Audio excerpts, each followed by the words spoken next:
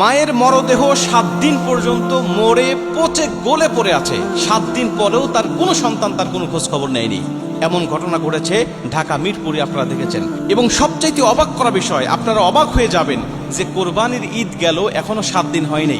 তার মানে উনি দুনিয়া থেকে বিদায় নিয়ে চলে গেছে কোরবানির ঈদের আগে, 2-1 দিন আগেই।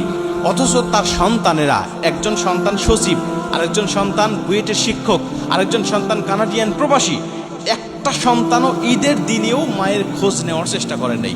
3জন সন্তানই কিন্তু সমাজে প্রতিষ্ঠিত, 3জন সন্তানই কিন্তু আর্থিকভাবে সমাজের মধ্যে অনেক বড় প্রতিষ্ঠিত, কিন্তু একটা সন্তান মা ঈদের দিন এক টুকরা গোস্ত খেয়েছে কিনা, বা সে ঈদের দিনে ভালোভাবে সে পোশাক আশাক পরেছে কিনা, বা গোসল করেছে কিনা, খোঁজ খবর নেওয়ার মতো একটা সন্তান তার খোঁজ খবর নেয়নি।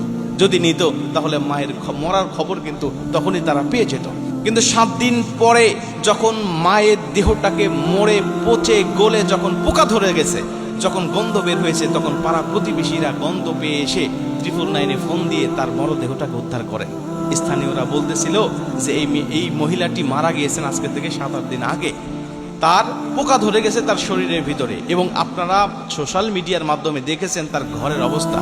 আমার মনে হয় পৃথিবীতে সবচেয়ে নিকৃষ্ট যে ডাস্টবিন, সেই ডাস্টবিনটাও এর থেকে অনেক ভালো থাকে। ওনার প্রত্যেকটা ঘরের প্রত্যেকটা রুম কি অগোছালো এবং কতটা অপরিষ্কার অপরিচ্ছন্ন। এমন ঘরে কোনো মানুষ বসবাস করতে পারে না, এমন ঘরে কোনো মানুষ থাকতে পারে না। অথচ এই বৃদ্ধ মহিলা সেখানে থাকতো, 75 বয়সের একজন মানুষ সেখানে থাকতো। তার মেয়ে, তার সন্তানরা সমাজের প্রতিষ্ঠিত বুয়েটের শিক্ষক। কেমন শিক্ষক বলেন?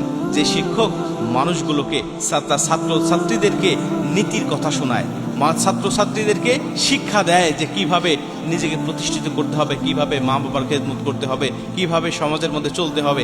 এই শিক্ষাগুলো সন্তান ছাত্র ছাত্রীদেরকে দিচ্ছে, অথচ নিজের মায়ের খবর নাই। আরেকটা সন্তান সচিব, যিনি নীতি নির্ধারণের কথা বলেন, যিনি রাষ্ট্রের কল্যাণের জন্য কাজ করেন, যিনি প্রশাসনিক কাজকর্মের প্রতি তদারকি করেন, ওই সচিব তার সন্তান। কি নীতি কথা তিনি মানুষগুলোকে শিখাবেন, কি নীতি নৈতিকতা মানুষগুলোকে তিনি শিখাবেন বলেন? নিজের মায়ের খোঁজ তিনি নেন না। আরেকজন কানাডিয়ান প্রবাসী।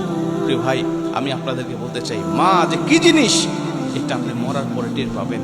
অনেক সন্তান আছেন মা বাবার খোঁজ খবর নেন না। আমি আপনাদেরকে বলি, এই দুনিয়ার জমিনে আপনি মা বাবার খোঁজ খবর যদি না নেন, নবীজি বলছেন হুমা নারুকা ও জান্নাতুকা, তোমার মা বাবা তোমার জন্য জান্নাত, অথবা তোমার মা বাবা তোমার জন্য জাহান্নাম। তুমি যদি মা বাবার সাথে উত্তম ব্যবহার করে মা বাবাকে সন্তুষ্ট করতে পারো, তার হকগুলো আদায় করে যেতে পারো, তুমি জান্নাত পাবে, আর নচেত তুমি জাহান্নাম পাবে। ওই মহিলা যে ধুকে ধুকে কষ্টে কষ্টে দুনিয়া থেকে বিদায় নিয়ে চলে গেছেন, আপনি কি ভাবতেছেন যে ওই মহিলা তার সন্তানদের উপরে সন্তুষ্ট আছে?